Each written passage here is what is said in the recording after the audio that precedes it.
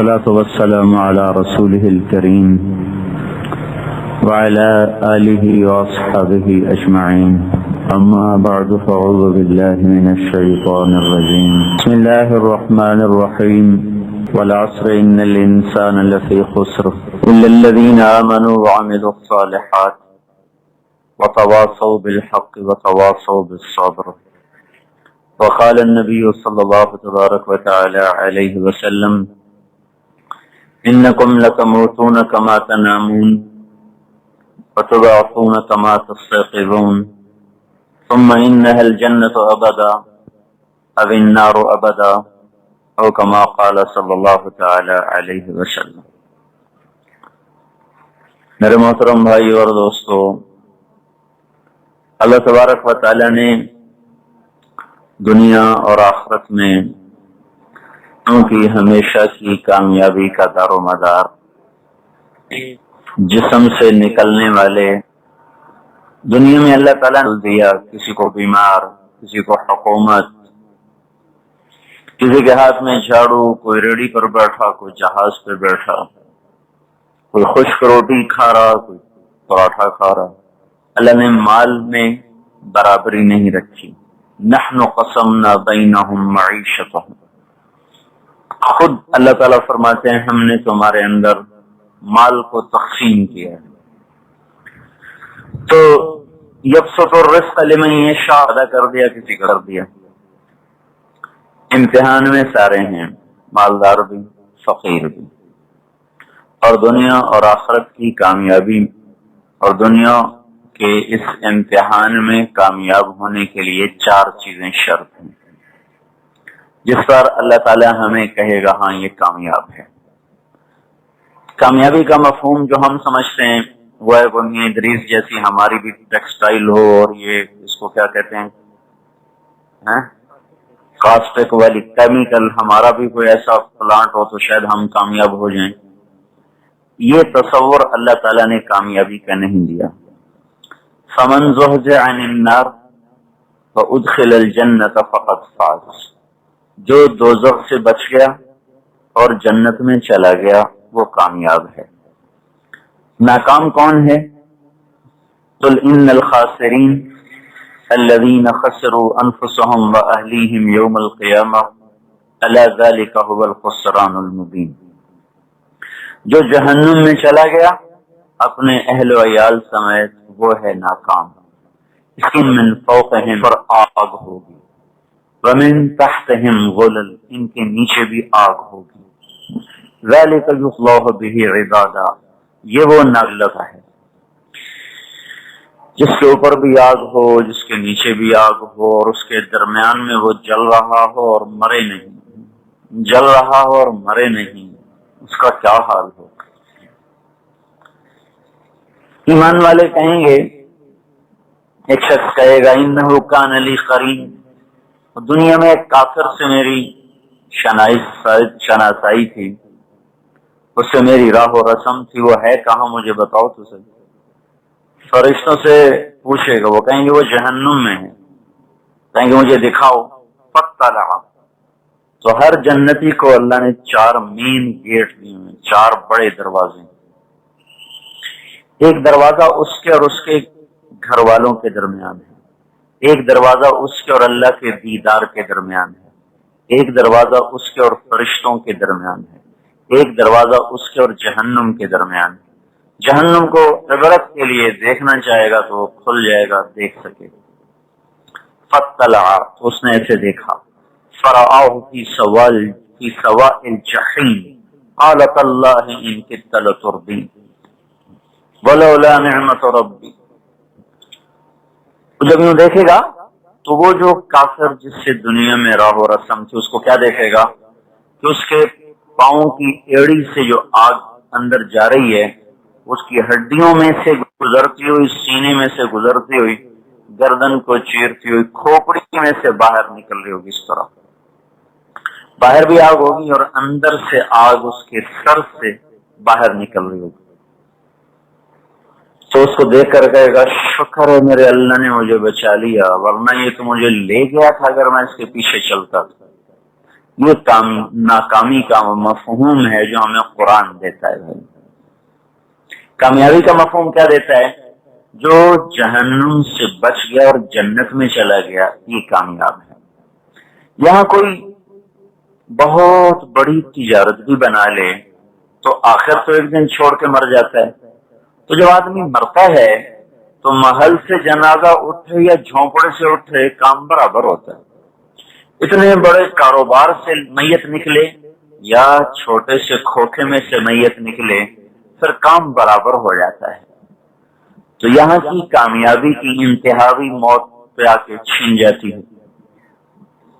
لہذا جس سے اللہ راضی ہو گیا اور جو جنت میں پہنچ گیا، یہ کامیاب ہے۔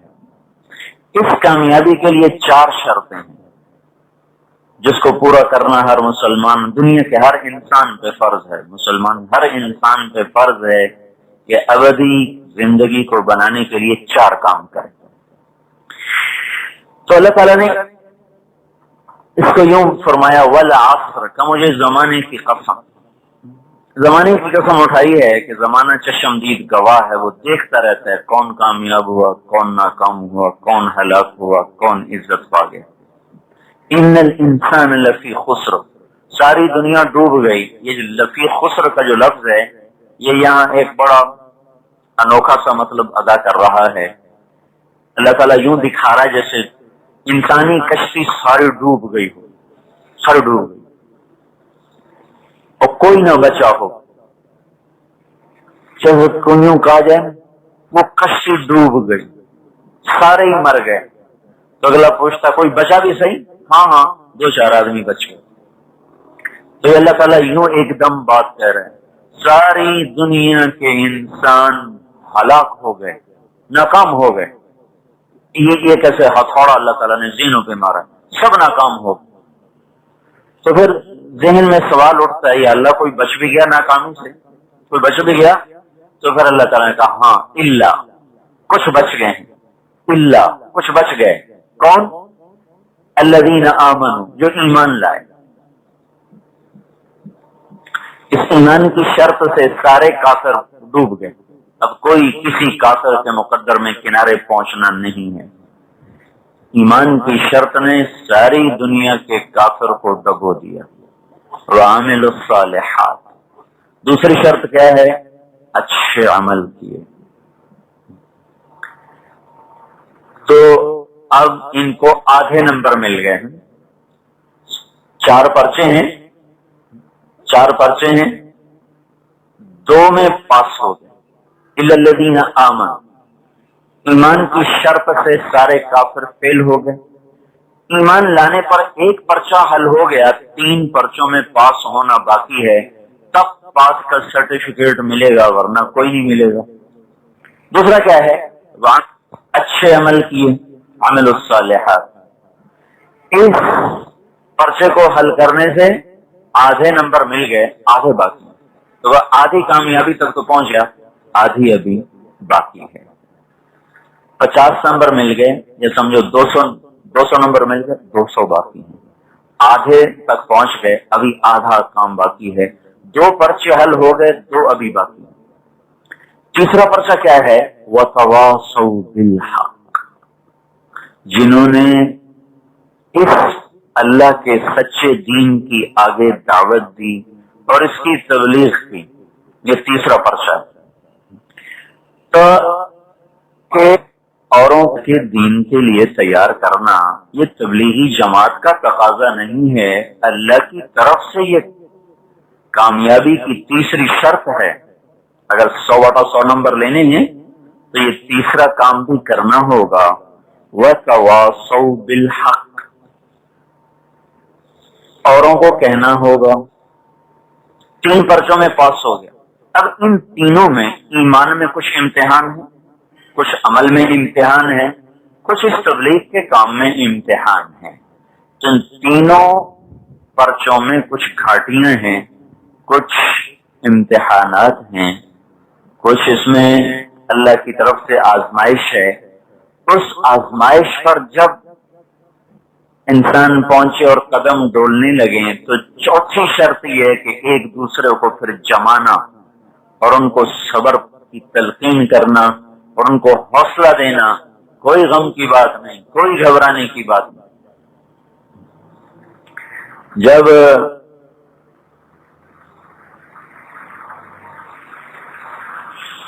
ابن زیاد کے لشکر نے حملہ آور ہونے کے لیے صفیں باندھی تو ادھر حسین رضی اللہ تعالیٰ عنہ کے پاس تو صرف 72 آدمی تھے اور ادھر 4000 کا لشکر تھا۔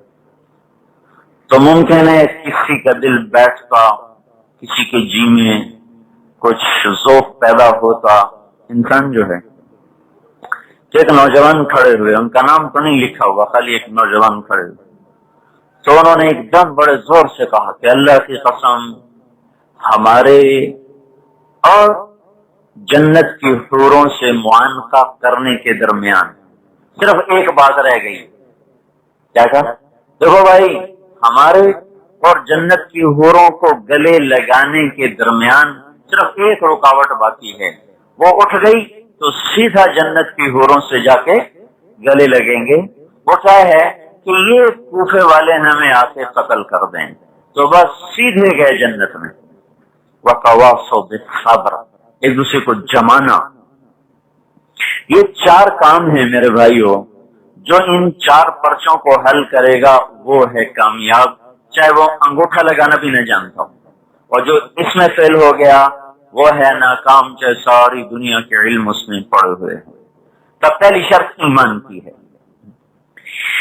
ایمان ایک اندر کی چیز ہے اور اس کی کچھ نشانیاں ہیں، کچھ قرآن میں ہیں، کچھ حدیث پاک میں ہیں۔ ایمان والے کون ہیں؟ انما المؤمنون الذین اذا ذکر اللہ وجلت قلوبہم۔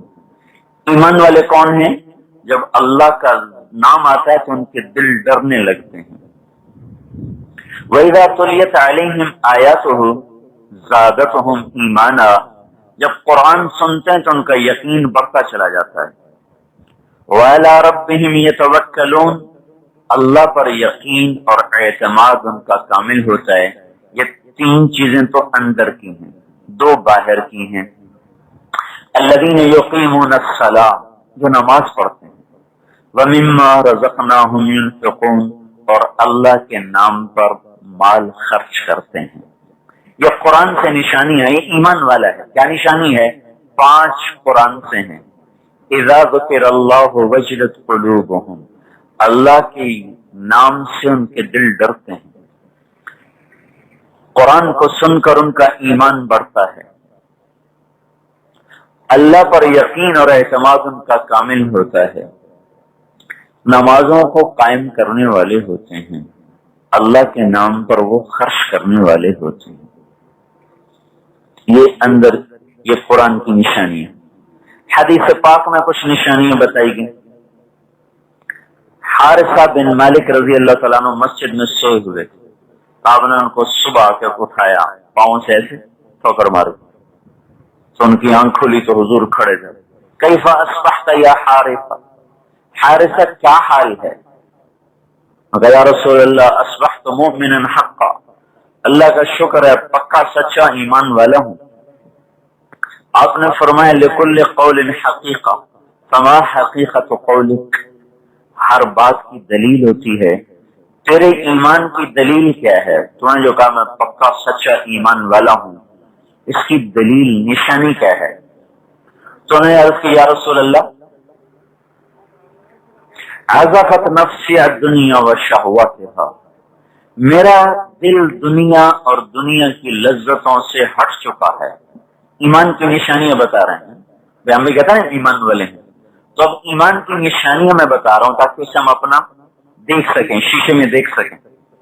تو وہ کہتے ہیں یا رسول اللہ میرا دل دنیا سے ہٹ چکا ہے، فاسحرت لیلی، راتیں میری تہجد میں گزرتی ہیں، وازمات نہاری، دن میرا روزے میں گزرتا ہے، وکأنی انظر الی عرش الرحمن بارزا، مجھے یوں نظر آتا ہے جیسے اللہ کا عرش میری آنکھوں کے سامنے کھڑا ہوا ہے، وکأنی انظر الی اہل الجنۃ یتزاورون والی اہل النار یتصایحون، مجھے جنت بھی آنکھوں سے نظر آتی ہے، جہنم بھی آنکھوں سے نظر آتی ہے، یوں لگتا ہے جیسے جنت والے ملاقاتیں کر رہے ہیں، دوزخ والے چیخ رہے ہیں، چلا رہے ہیں۔ آپ نے فرمایا اللہ نے تیرے دل کو ایمان سے روشن کر دیا ہے، بس اس کو مضبوط پکڑے رکھنا۔ اس سارے مضمون کو حضرت علی نے ایک جملے میں بیان فرمایا، لو کشف الغطاء مزددت ایمانا، لو کشف الغطاء مزددت ایمانا، اگر اللہ تعالیٰ میری آنکھوں سے سارے غیب کے پردے ہٹا دے اور میں جنت بھی دیکھ لوں، دوزخ بھی دیکھ لوں، عرش بھی دیکھ لوں، اللہ بھی دیکھ لوں، تو بھی میرے ایمان میں ذرا برابر اضافہ نہیں ہوگا۔ بن دیکھے ہی میرا ایمان اتنا مضبوط اور مکمل ہو چکا ہے کہ اگر میں اب دیکھ بھی لوں تو میرے ایمان میں کوئی اضافہ نہیں ہوگا۔ تو یہ بھائی ایسا ایمان اللہ ہم سے چاہتا ہے، ایسا ایمان لاؤ۔ یا ایھا الذین آمنوا آمنوا باللہ ورسولہ، اے ایمان والو ایمان لاؤ اللہ پر اور اس کے رسول پر۔ ایمان والوں سے کہنا ایمان لاؤ اللہ پر اور اس کے رسول پر، یہ ایسے ہی ہے جیسے کسی پڑھتے نمازی کو میں جا کر کہوں اے بھائی نماز پڑھ، وہ تو پہلے ہی پڑھ رہا ہے۔ کسی روزے دار سے کہوں بھائی روزہ رکھو، وہ پہلے ہی روزے دار ہے۔ تو اللہ ہم سے کہہ رہا ہے اے ایمان والو ایمان لاؤ اللہ پر اور اس کے رسول پر۔ تو کیا مطلب ہے؟ میں ایک مثال دیتا ہوں۔ بچہ میلے کپڑے پہنے ہوئے آتا ہے، ہم کہتے ہیں جاؤ کپڑے پہن کے آؤ۔ یہ جو جملہ ہے اپنی محل کے لحاظ سے صحیح نہیں، میں کہتا جاؤ کپڑے پہن کے آؤ، یہ جملہ تو ننگے کو کہا جاتا ہے، وہ تو کپڑے پہلے سے پہنے ہوئے ہیں۔ تو اب کیا مطلب ہے میری اس بات کا کہ تمہارے کپڑے میلے ہیں، گندے ہیں، جاؤ کپڑے بدل کے آؤ، نئے کپڑے پہن کے آؤ۔ تو اللہ ہم سے کہہ رہا ہے اے ایمان والو تمہارا کھیتی باڑی میں، زراعت میں، تجارت میں، کاروبار میں ایمان میلا ہو گیا ہے، اس کو ستھرا بناؤ۔ آمنوا باللہ ورسولہ، ستھرا صاف ستھرا ایمان لے کر آؤ۔ اور جو صاف ستھرا تو گویا اللہ تعالیٰ کے نبی آج کی زبان میں ایمان والے ہوتا ہے، جی ہاں کا شناختی کارڈ دکھاؤ، دکھاؤ تمہاری شناخت کیا ہے۔ تو نے کہا جی 15 ہماری 15 چیزیں ہیں شناخت کہ ہم ایمان والے، ہماری 15 چیزیں۔ کہا جی 15 خصلۃ، 15 چیز، 5 آپ سے سنی، 5 آپ کے صحابہ نے سکھائی، 5 میں نے 5 کون سی بتائیں؟ تو انہوں نے کہا آپ نے ہمیں کہا اللہ پر ایمان لو،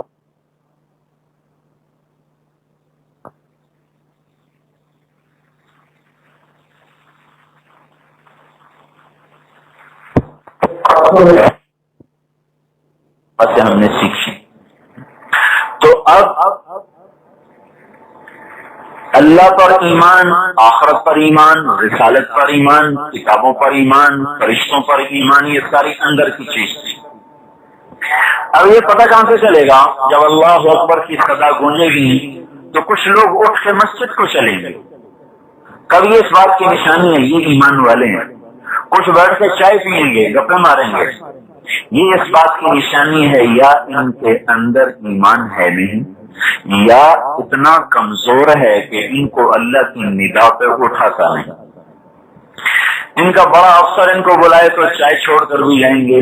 زمین آسمان کے بادشاہ نے بلایا حی علی الفلاح، آؤ کامیابی یہاں ملے گی، یہاں ملے گی، پیسے میں نہیں یہاں ملے گی۔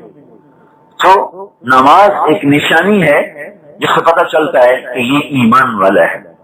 پھر روزے آ رہے ہیں تو روزہ تو اپنا پیسہ کما کے اوروں کو دے دینا، یہ اس بات کی نشانی ہے ایمان والا ہے۔ پھر گھر چھوڑ کے وہ مکہ کی پہاڑیوں میں پھرنا، مینا کی وادیوں میں بیت اللہ کے طواف، مدینے کے چکر، یہ اس بات کی نشانی ہے کہ ایمان والا ہے۔ پھر آپ نے کہا وہ 5 جو پہلے سے تمہارے اندر ہیں وہ کیا ہیں؟ 10 ہو گئے نا؟ کہ وہ 5 کون سی ہیں جو پہلے سے تمہارے اندر ہیں؟ انہوں نے کہا جی الشکر عند الرخاء، جب اللہ رزق دیتا ہے ہم شکر کرتے ہیں، تکبر میں نہیں آتا۔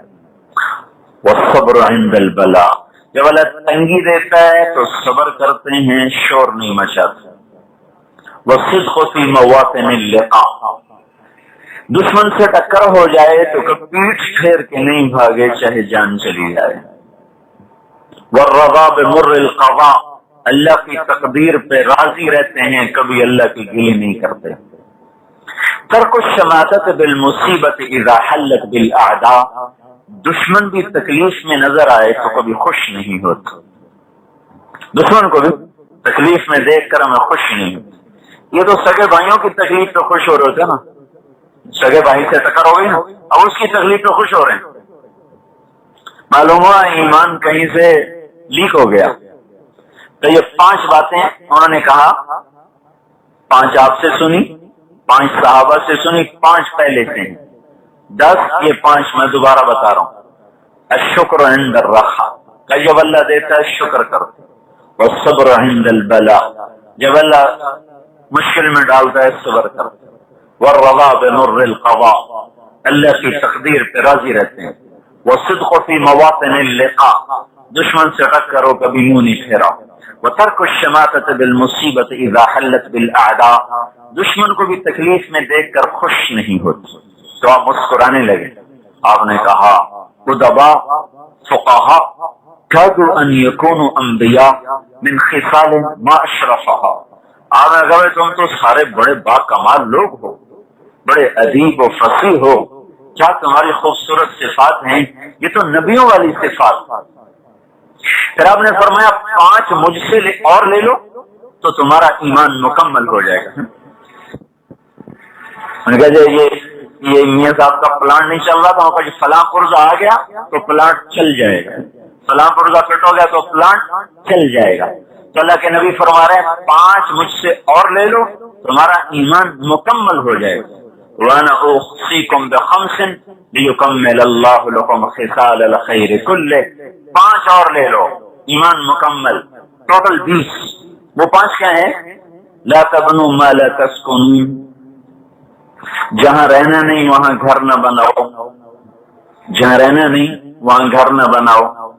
تب اس کا کیا مطلب؟ اللہ کے نبی کہہ رہے ہیں خیموں میں رہو، جھونپڑوں میں رہو نہیں، اس بات کی نفی نہیں ہو رہی کہ خیمے میں رہو گھر بناؤ ہی نہیں، یہ سمجھایا جا رہا ہے کہ یہ مسافر خانے ہے، ضرورت کا گھر بنا لو، محل نہ بناؤ، شان و شوکت جس میں نمایاں ہو ایسے گھر نہ بناؤ، جس میں تکبر ہو، اظہار ہو، نمود ہو، نمائش ہو، ایسے گھر نہ بناؤ، ضرورت کے بناؤ۔ انسان اپنے بچوں پر خرچ جو کرتا ہے نا، اس سب کا اجر لکھا جاتا ہے۔ ایک حدیث میں سب سے بہترین صدقہ وہ ہے جو آدمی اپنے گھر والوں پر خرچ کرتا ہے، سب سے بہترین مال جو آدمی اللہ کے نام پہ خرچ کرتا ہے وہ مال ہے جو اپنے بچوں اور بیوی پر خرچ کرتا ہے، حلال، حرام نہیں، حلال۔ تو جو کچھ بھی آدمی خرچ کرتا ہے، کھانا، کپڑا، سواری، ضروریات، اس سب پہ اجر ہے سوائے گھر بنانے کی۔ گھر بنانے کا کوئی اجر کوئی نہیں، گھر پہ جو پیسہ لگتا ہے اس کا کوئی اجر کوئی نہیں، اگر وہ تکبر والا بن جائے تو پھر پکڑ الگ آ جاتی ہے۔ تو ہم نے کہا لا تبنوا ما لا تسكنون، جہاں رہنا نہیں وہاں کیوں تم رومن امپائر کے پلر کھڑے کر رہے ہو؟ لا تبنوا ما لا تسكنون، جہاں رہنا نہیں وہاں گھر نہ بناؤ، یعنی میں وضاحت کر رہا ہوں، ضرورت کے بناؤ، شان و شوکت کے نہ بناؤ۔ لا تجمعوا ما لا تاكلون، جو چیزیں تمہاری ضرورت کی نہیں انہیں جمع کر رکھو، انہیں جمع کر کے مت رکھو۔ خالی ڈیکوریشن پیس 1 لاکھ کے پڑے ہوئے۔ میں نے ایک آدمی کو دیکھا گھڑی باندھی، 35 لاکھ کی گھڑی باندھی، لا تجمعوا ما لا تاكلون، اور یہ تو 35 روپے کی بھی گھڑی آ جاتی، ٹائم ہی تو دیکھنا، 35 لاکھ کی ہیروں سے جڑی ہوئی، یہ بتانے کے لیے کہ ہم مالدار لوگ ہیں۔ تو اللہ کے نبی نے کہا اس طرح اپنے مال کو ضائع مت کرو، ایسی چیزیں جمع مت کرو جو تمہارے استعمال کی نہیں۔ 2 ہو گئے۔ لا تنافسوا فيما غدا عنه تزولون، جس دنیا کو چھوڑ جانا ہے उसकी दौड़ न लगाओ, उसके पीछे ना भागो। हलाल कमाओ, दौड़ो नहीं, मुकाबले न करो, मुकाबले न करो, अपनी जरूरत की कमाओ। अल्लाह ज्यादा दे दे शुक्र करो, कम दे दे सब्र करो। वत्तकुल्लाह अल्लज़ी इलैहि तुहशरून, हर वक्त उस अल्लाह से डरो जिसके सामने खड़े होना है। चार हो गई। पांचवी, वरगबू फीमा गदन इलैहि तसीरून व फीहि तखलुदून, उस घर का शौक रखो जहां हमेशा जाके रहना है, जहां जाने के बाद कोई निकलता नहीं, वो अल्लाह की जन्नत है, उसका शौक रखो। ईमान लाओ अल्लाह पर और उसके रसूल पर। क्या निशानी है? ये मैंने आपको बहुत सारी निशानियां बताई, 5 कुरान से बताई, 20 एक हदीस से बताई, 3 एक हदीस से बताई, 3 और गाँव, सारी जो मेरे ज़हन में इस वक्त हाजिर हैं, मुमकिन है इससे भी ज्यादा हो, लेकिन जो इस वक्त मेरे ज़हन में हाजिर हुई मैं वो बता रहा हूँ। 3 और, इज़ा दखल नूर इनफसख अफ़्फ़त, जब ईमान का नूर दिल में आता है तो सीना खुल जाता है, सीना खुल जाता है। तो एक साहबी बोले, हल तिल्क मिन अलामत या रसूल अल्लाह, या रसूल अल्लाह कोई निशानी? भाई मस्जिद में लाइट जलाई तो पता चल गया, रोशन हो गई ना, कमरे में बत्ती जलाई तो पता चल गया। अब इस सीने में शमा ईमान की जल गई, क्या कैसे पता चलेगा? क्या निशानी उसकी? तो आपने इरशाद फरमाया, ईमान का नूर जब दिल में आता है तो सीना खुल जाता है। एक साहबी ने पूछा, या रसूल अल्लाह क्या निशानी? आपने कहा, अत्तजाफी अन दारिल गुर, पहली निशानी यह है दुनिया से दिल हट जाता है, पहली निशानी दुनिया से दिल हट जाता है। दूसरी निशानी वल इनाबतु इला दारिल खुलूद, जन्नत का शौक लग जाता है। दूसरी निशानी जन्नत का शौक लग जाता है। तीसरी निशानी वल इस्तिअदाद लिल मौत क़ब्ल नुज़ूल, मौत का गम सवार हो जाता है, मौत का फिक्र सवार हो जाता है। अत्तजाफी अन दारिल गुरूर, दुनिया से बेजार। सालिम बिन अब्दुल्लाह बिन उमर रज़ियल्लाहु तआला अन्हु बैतुल्लाह का तवाफ कर रहे थे। अमवी बादशाह हिशाम वो भी साथ तवाफ कर रहा था, तो उसने करीब आकर कहा, कोई जरूरत हो तो इरशाद फरमाए। तो फरमाने लगे, अल्लाह के घर में अल्लाह को छोड़कर तुम्हें बताऊं, मतलब बड़ी गिरावट की बात, बड़ी शोधी बात, बैतुल्लाह में अल्लाह को ना सुनो तुझे सुनो। तो चुप हो गया। जब बाहर निकले कहने लगा, आप तो बता दें। फरमाने लगे, क्या बताऊं? का कोई जरूरत बताएं। का कौन सी? दुनिया की आखिरत की? वो कहने लगा, आखिरत की मैं क्या पूरी करूंगा, दुनिया की बताएं। तो आपने फरमाया, दुनिया तो कभी दुनिया के बादशाह से नहीं मांगी, दुनिया तो कभी अल्लाह से नहीं मांगी, तुझसे क्या मांगूंगा? दुनिया से दिल हट जाना, जन्नत के शौक लग जाना। एक सहाबी आए, या रसूल अल्लाह मैं भी जन्नत में चला जाऊंगा, मेरा रंग काला है, हसब नसब ऐसा ही है। आपने कहा, क्यों घबराते हो? वहां हसब नसब नहीं चलता, वहां अमल चलता है। ईमान और अमल है तो मेरे साथ ही जाओगे। मैंने कहा, या रसूल अल्लाह जन्नत बताएं तो सही, कैसी होती है? आपने बताना शुरू किया, बताना शुरू किया, बताना शुरू किया, उसकी हाय निकली और जान निकल गई। जन्नत के शौक, ईमान की निशानी बताओ। तीसरी निशानी क्या है? मौत की तैयारी का फिक्र।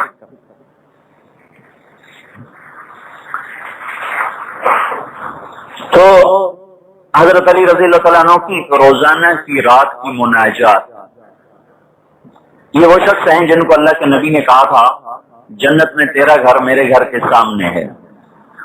तो बात तो खत्म हो गई, इससे ऊपर और कोई मकान क्या तय करेगा? कहा कि जन्नत में तेरा घर मेरे घर के यूं सामने है।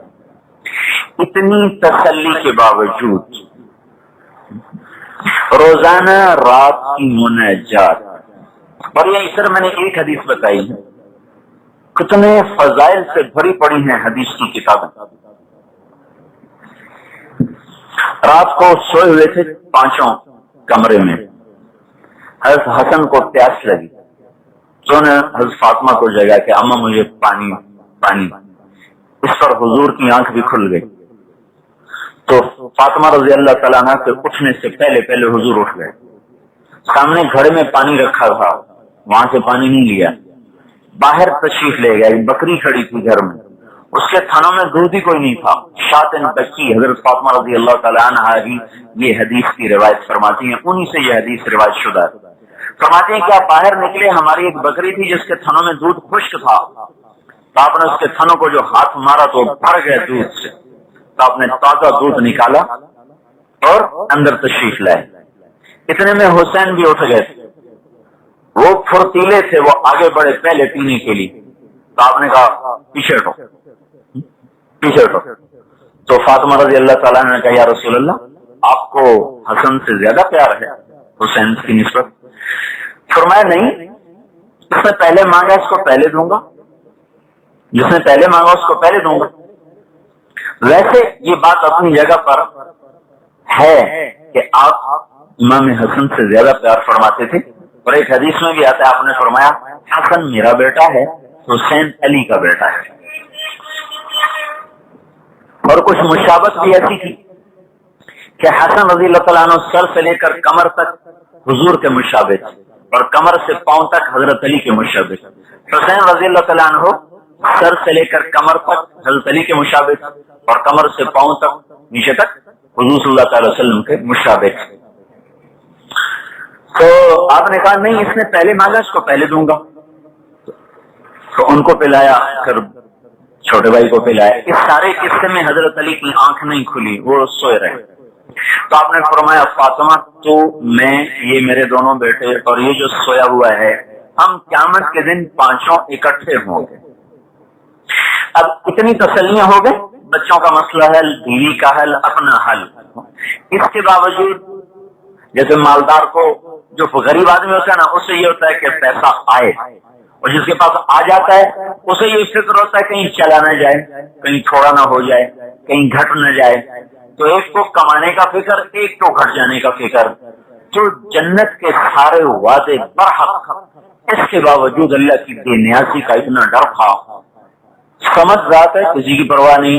روزانہ کی رات کی مناجات یہ تھی, ان کے ایک شاگرد ہیں حضرت زرار میں زمرہ کنانی, بڑے آدمی میں سے, تو فرماتے ہیں کانی اسمہ الان, آج بھی حضرت علی کے الفاظ میرے کانوں میں گونج رہے ہیں اس وقت میں وقد ارخى الليل السدو له وغارت نجومه, جب رات تھک چکی ہوتی تھی اور ستارے بھی اونگ رہے ہوتے تھے. وہ اپنے مسلح پہ سوار ہوتے تھے, داڑھی دونوں ہاتھوں سے پکڑی ہوتی تھی. یتململ تململ السلیم, وہ تڑپتے تھے جیسے سانپ کا ڈسا تڑپتا ہے. ویبکی بکاء الحزین, اور روتے تھے جیسے غموں کا مارا روتا ہے, جیسے کوئی دکھی روح ہو, جیسے کوئی درد بھری آہ ہو, فریاد ہو, ایسا رونا روتے تھے. اور اللہ کو کہتے یا ربنا یا ربنا, اے میرے رب, اے میرے رب. پھر ایک دم دنیا کو کہتے الیہ تغررت, ارے دنیا مجھے کہاں دھوکہ دینے آ گئی, ہیات چلی جا. قد بتت کی ثلاثہ, میں تمہیں 3 طلاق دے چکا ہوں. لا سبیل لی الیک, تیری میری راہیں جدا ہو گئیں. عمروں کے قصیر, تیری عمر تھوڑی. مجلسوں کے حقیر, تیری مجلس بے قیمت.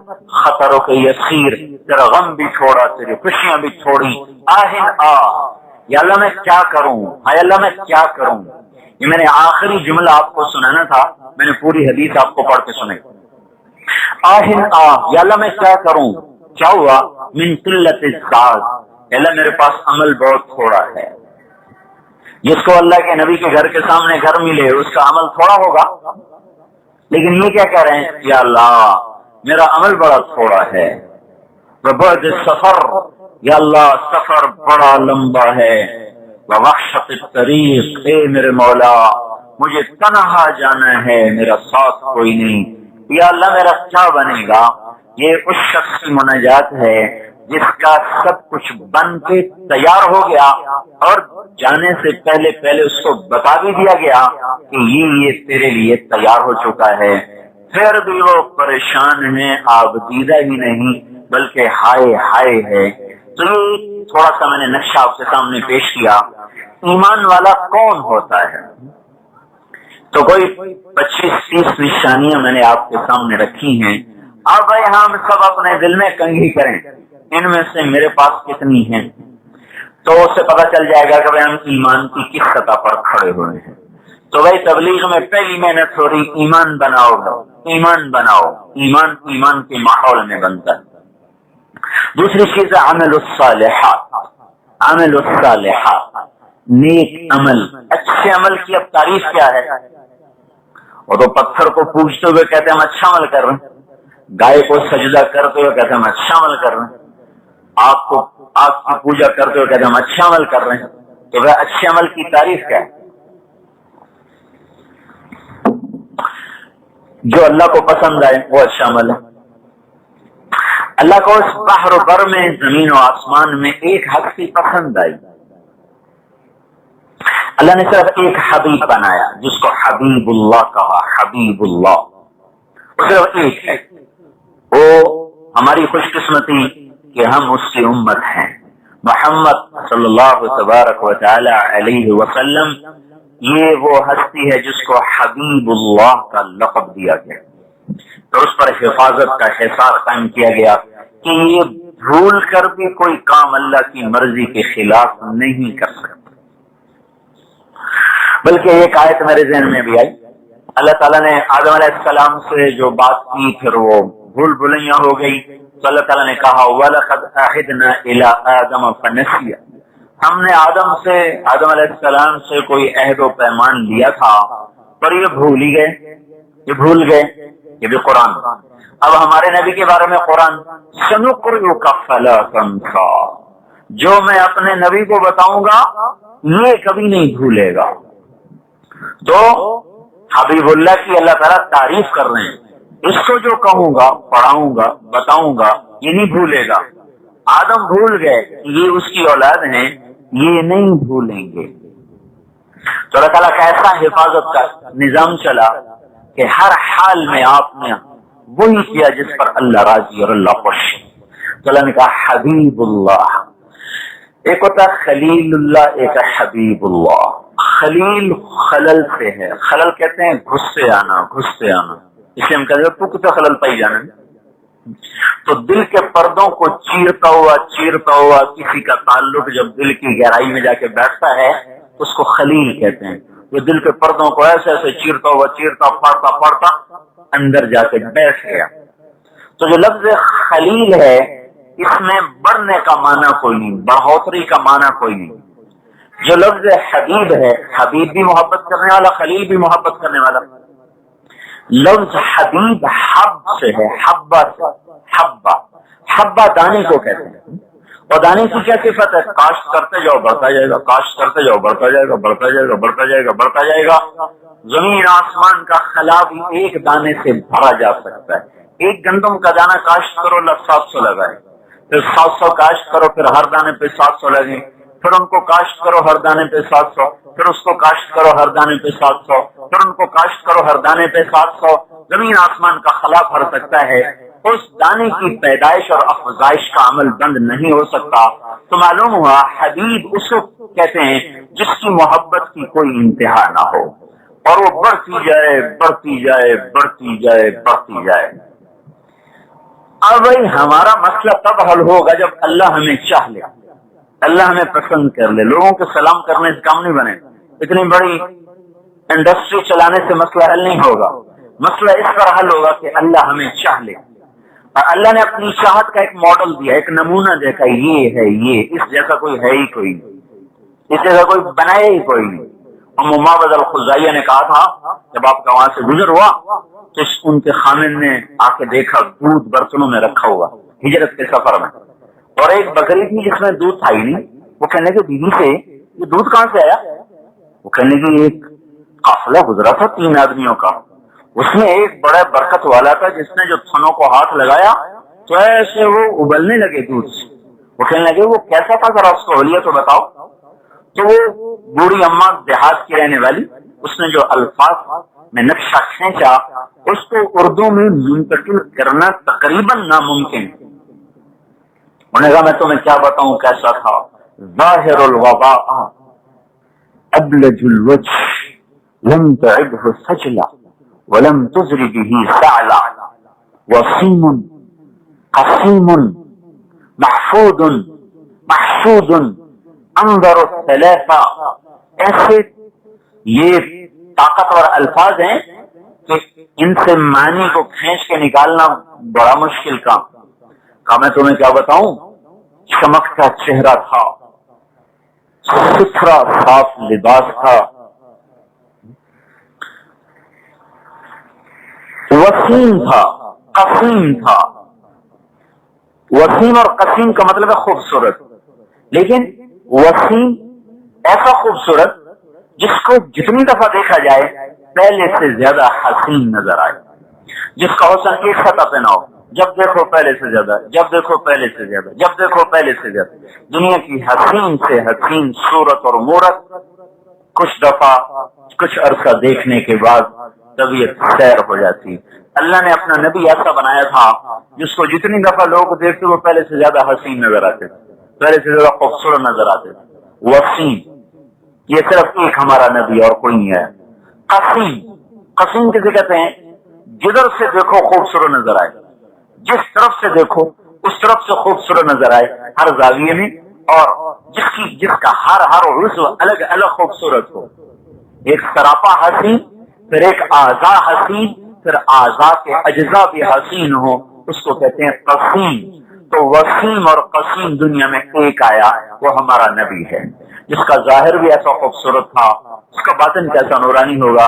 جس کے ظاہر کا نور ایسا تھا، حضرت عائشہ رضی اللہ تعالیٰ عنہ کپڑا سی رہی تھی، اندھیرا تھا گھر میں، سوئی گر گئی، ٹٹولنے لگی، ملی نہیں. اتنے میں ہمارے نبی کمرے میں داخل ہوئے تو آپ کو چہرے کی شعاع سے سوئی چمکنے لگی. تو جس کے ظاہر میں اتنا نور بھرا اس کے اندر میں کیا ہوگا؟ جس کا ظاہر ایسا خوبصورت اس کا باطن کیسا ہوگا؟ یہ معیار ہے کہ یہ ہے، اس کی شکل میں آؤ، اس کی شکل میں آؤ، اس کی وردی پہنو، ایسے بن جاؤ، ظاہر بھی بن جائے گا، اس کی بھی قیمت لگ جائے گی. اس کا ظاہر بھی بن گیا تو اس کی بھی قیمت لگ جائے گی. وردی میں آدمی ہونا تو ڈیوٹی میں سستی بھی کرے تنخواہ مل جاتی ہے، تھوڑی بہت اس کو سرزنش ہوتی ہے تنخواہ مل جاتی ہے.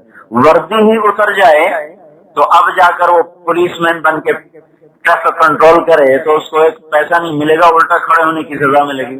اور تو کھلوتا کیوں؟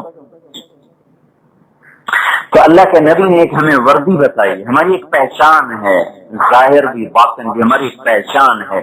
اس میں ڈھلنا، عامل الصالحات، جیسا ہمارا نبی تھا، جس طرح وہ زندگی گزار گیا، جو طرز اور راہیں طے کر کے متعین کر گیا، اس کے اندر اپنے آپ کو ڈھالنا اور اتارنا، یہ عامل الصالحات.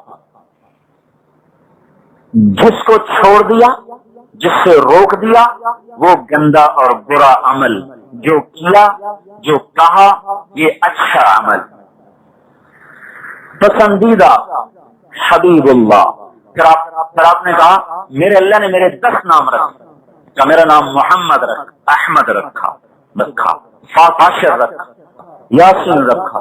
یہ ایک ہی حدیث میں 10 نام، محمد، احمد، ماہی، حاشر، عاقب، فاتح، خاتم، ابو القاسم، طٰہٰ، یاسین. پھر قرآن میں شاہد، مبشر، شاہد، مبشر، نذیر، داعیا الی اللہ باذنہ، سراج منیر، مزمل، مدثر، اور ایھا النبی، ایھا الرسول، رحمۃ للعالمین، للناس کافۃ للناس بشیرا ونذیرا، رؤوف رحیم عزیز حریص.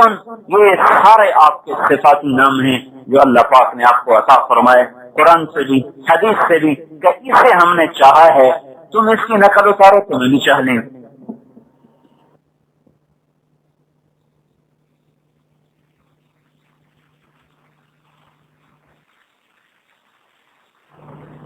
تو بنیاد پرست ہے، ہماری تو بنیاد ہے، ہمارے لیے یہ کوئی نہ نہیں، ہماری تو فخر ہے. ہم تو بے بنیاد نہیں، ہماری بنیاد ہے. جس درخت کی بنیاد ہوتی ہے وہی ہرا بھرا ہوتا ہے، جس عمارت کی بنیاد ہوتی وہی کھڑی رہتی ہے، کبھی بے بنیاد عمارت بھی کھڑی ہوئی؟ ہم تو ہیں لا الہ الا اللہ محمد رسول اللہ، یہ ہماری بنیاد ہے، اس سے ہٹ گئے تو ہم دو دھیلے کے نہیں۔ تو بھائیو، حضرت محمد صلی اللہ تعالی علیہ وسلم کی مبارک زندگی محفوظ ہے، سیکھو بھائی۔ اتنا بڑا پلان چل رہا ہے، ایک نمک سے کیا کچھ نکال رہے ہیں۔ پہلے زمانے کے لوگوں کو نمک بس نمک ہی تھا اور کچھ نہیں نظر آتا تھا، آج اس نمک سے کیا کچھ نکل رہا ہے، کتنی محنت ہوئی ہے۔ بھائی اللہ پاک کے نبی کی ایک محبوب اور پیاری زندگی ہے جو کتابوں میں محفوظ ہے، ایک چیز بھی ضائع نہیں ہوئی۔ بھائی اس کو بھی سیکھو، اس کو بھی اللہ کے واسطے اپناؤ۔ اللہ تعالیٰ نے اپنے نبی کے اعجاز اور کرامت میں آپ کی ایک ایک چیز کو محفوظ رکھا ہے، کوئی چیز اس میں سے گم نہیں ہوئی، کھوئی نہیں گئی۔ آدم علیہ السلام اور ہمارے نبی کے درمیان 80 وقت ہیں۔ اللہ تعالیٰ نے پچھلے 10,000 سال کے گرد و غبار میں بھی اپنے نبی کے نسب کو روشن رکھا ہے۔ اتنا ماضی کا اندھیرا ہے لیکن اس میں 80 شمع جلتی نظر آتی ہیں۔ کسی ایک جگہ بھی ہمارے نبی کا نسب وہ ضائع ہوتا نظر نہیں آتا۔ اور عیسیٰ علیہ السلام اللہ کے پیارے پیغمبر، اور بائبل ان کی کتاب، 4 کتابیں، ایک جو مشہور ہیں دو ہیں، ایک لوکا کی ایک متی کی۔ جو لوکا کی کتاب، جو لوکا کی انجیل ہے، اس میں عیسیٰ علیہ السلام اور داؤد علیہ السلام کے درمیان 11 باب ہیں، 11۔ اور جو متی کی انجیل ہے اس میں عیسیٰ علیہ السلام اور داؤد علیہ السلام کے درمیان 20 باب ہیں، 20۔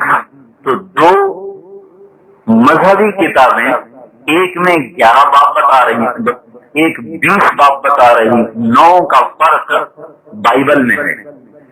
اور ہمارے نبی کا نسب تو تاریخ میں ہے، اس کے باوجود اللہ نے ضائع نہیں ہونے دیا۔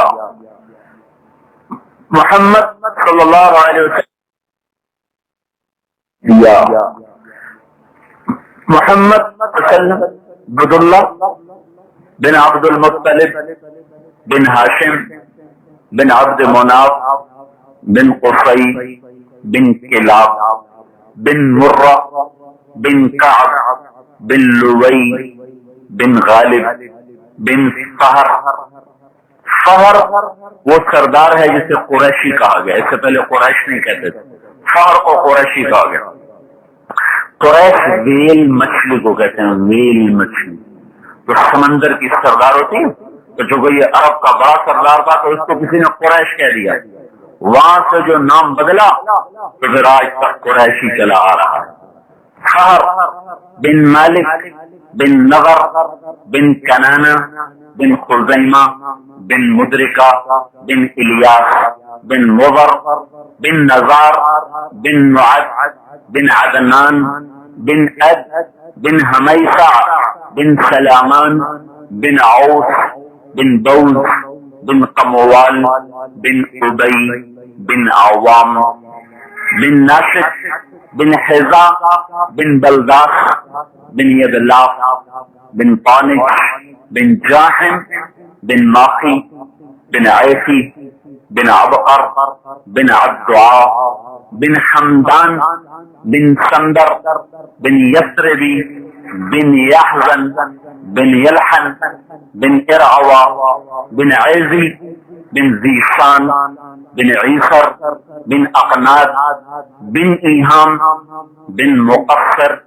بن ناحف بن زارع بن سمی بن مزی بن عوض بن عرام بن قیدار بن اسماعیل علیہ السلام بن ابراہیم علیہ السلام بن آذر بن ناحور بن سروج بن رعو بن فائد بن عابر بن ارفقشاد بن سام بن نوح علیہ السلام بن لامک بن متوشاء بن ادریس علیہ السلام بن یارو بن ملح الایل بن قینان بن آنوش بن شیخ بن آدم علیہ السلام۔ یہ 80 سلسلے ہیں۔ ایک نام کہیں گم نہیں ہوا، ادھر ادھر نہیں ہوا. کچھ ناموں کی ادائیگی میں اختلاف ہے، لیکن یہ 10,000 سال کی تاریخ. پھر اس کے ساتھ 21 دادیوں کے نام محفوظ، ان کے ماں باپ کے نام بھی محفوظ. آمنہ حضور صلی اللہ علیہ وسلم کی والدہ کا نام، فاطمہ عبداللہ کی والدہ کا نام، سلمہ عبد المطلب کی والدہ کا نام، عاتقہ ہاشم کی والدہ کا نام، شبئی اور ہند، فاطمہ اور ہند اور محشیہ اور ماریا اور عاتقہ اور لیلا اور جندلہ اور اکرشہ اور برہ اور عوانہ، سلمہ اور خندق اور سلمہ اور لیلا اور ربابہ اور سودا اور معادہ اور مہدد. یہ 21 دادیاں ہیں، اوپر نیچے اوپر ہیں. یعنی حضور کی والدہ آمنہ، عبداللہ کی والدہ فاطمہ، عبد المطلب کی والدہ سلمہ، ہاشم کی والدہ لیلا، عاتقہ اور آگے قصی کی والدہ خبئی. اس طرح ہند. یہ سارے میں نے آپ کو 21 نام بتائے ہیں. 21 دادیاں، 80 دادے. ان میں سے کسی ایک جگہ پر ایک لڑی بھی ٹوٹی ہوئی کوئی نہیں. تو بھائی ایک چھوٹا سا پرزہ بھی خراب ہو جائے سارا پلانٹ بند ہو جاتا. اور حضور کے کتنے طریقوں کو روزانہ ذبح کرتے ہیں. زندگی کی گاڑی کیسے چلے گی؟ اللہ تک پہنچیں گے کیسے؟ چاروں ٹائر پنچر، گاڑی کیسے چلے گی؟ تو بھائی حضرت محمد صلی اللہ تعالی علیہ وسلم ایک مبارک اور پیارا طریقہ زندگی لے کر آئے جس کا نام ہے عمل الصالحات. اس میں عبادات کا اپنا ایک پہلو ہے، نماز، حج، روزہ، زکات اور کلمہ توحید. ان 5 کے بغیر تو کوئی عمارت کھڑی نہیں ہو سکتی. اسلام ہے ہی نہیں. نماز کوئی نہیں ہے، اسلام کوئی نہیں. ہمارے ماحول میں نماز نہ پڑھنا چھوٹا گناہ سمجھا جاتا ہے، اور کسی سے معاملے میں خرابی کر لینا بڑا گناہ سمجھا جاتا ہے. اور وجہ اس کی یہ ہے کہ معاملے کی خرابی سے پیسے پہ زیادہ پڑتی ہے، اس کی تکلیف زیادہ ہوتی. سجدہ نہ کرنے سے اللہ کے حق پر زد پڑتی ہے، اس کی تکلیف کوئی نہیں، کیونکہ اللہ سے اتنا تعلق کوئی نہیں. مثلا پلر ہی کوئی نہیں تو گھر کیسے ہوگا؟ نماز ہے ہی کوئی نہیں، روزہ کوئی نہیں، نماز کوئی نہیں، زکات کوئی نہیں، حج کوئی نہیں، تو باقی اسلام رہ کیا گیا؟ دیواریں کوئی نہ ہوں گھر کیسے ہوگا؟ ستون کوئی نہ ہوں چھت کیسے پڑے گی؟ تو ہمارے ماحول میں عبادات کا تصور اتنا کمزور ہو گیا ہے، مگر یہ آدمی کے معاملات فیر ہونے چاہیے. حقوق اللہ تعالیٰ معاف کر دے گا، حقوق العباد معاف نہیں کرے گا. میں کہتا ہوں یہ فتویٰ آیا کہاں سے کہ اللہ حقوق اللہ معاف کر دے گا اور حقوق العباد معاف نہیں کرے گا؟ اللہ تو کہتا ہے ان اللہ لا یغفر ان یشرک بہ ویغفر ما دون ذلک لمن یشاء. شرک معاف نہیں کروں گا، باقی جس کو چاہے معاف کر دوں، چاہے حقوق اللہ چاہے حقوق العباد، جس کو چاہے معاف کر دوں. سجدے کی عظمت کو گھٹانے کے لیے یہ باتیں ہیں. سجدے کا انکار کر کے تو شیطان بنا تھا. آدم علیہ السلام اور اما حوا سے لالچ ہوا، اس پر توبہ کی توفیق مل گئی، نبوت بھی باقی رہی، مقام بھی باقی رہا. شیطان سجدے کا انکاری ہوا، تکبر میں آیا، آج تک مردود ہوا. آج تک سجدے سے ماتھے کا اٹھ جانا یہ انسان کو شیطان سے ملاتا ہے. لالچ اور طمع انسان کو آدم علیہ السلام اور قابیل کی طرف نسبت ہوتی ہے. قابیل نے اما حوا سے طمع ہوا بھائی زندہ رہیں گے ہمیشہ. قابیل کو حرص ہوا کہ یہ میری بیوی بننی چاہیے، خوبصورت ہے، تو ان کی نسبت ادھر ہے. سجدے کے چھوڑ دینے کی نسبت شیطان کی طرف ہے. تو اگر یہ عبادات کا ڈھانچہ نہیں ہے تو اسلام ہے ہی کوئی نہیں. نماز کوئی نہیں ہے تو پورا ایک پلر ٹوٹ گیا، عمارت اب ہو ہی نہیں سکتی. روزہ کوئی نہیں ہے، آنے والے ہیں. زکات کوئی نہیں ہے، حج کوئی نہیں ہے، تو عمارت ہی ختم ہو گئی. اب پلر بنے، اب اخلاق گھر ہوگا، کہیں معاملات کا کمرہ ہوگا، کہیں حسن سلوک کا کمرہ ہوگا، ماں باپ کی خدمت کا کمرہ ہوگا، ذکر و تلاوت کا کمرہ ہوگا، پھر خیرات کا کمرہ ہوگا، ویلفیئر سوسائٹی کا کمرہ ہوگا. یہ سارے کام بعد میں ہیں، پہلے ڈھانچہ تو ہمارے پاس.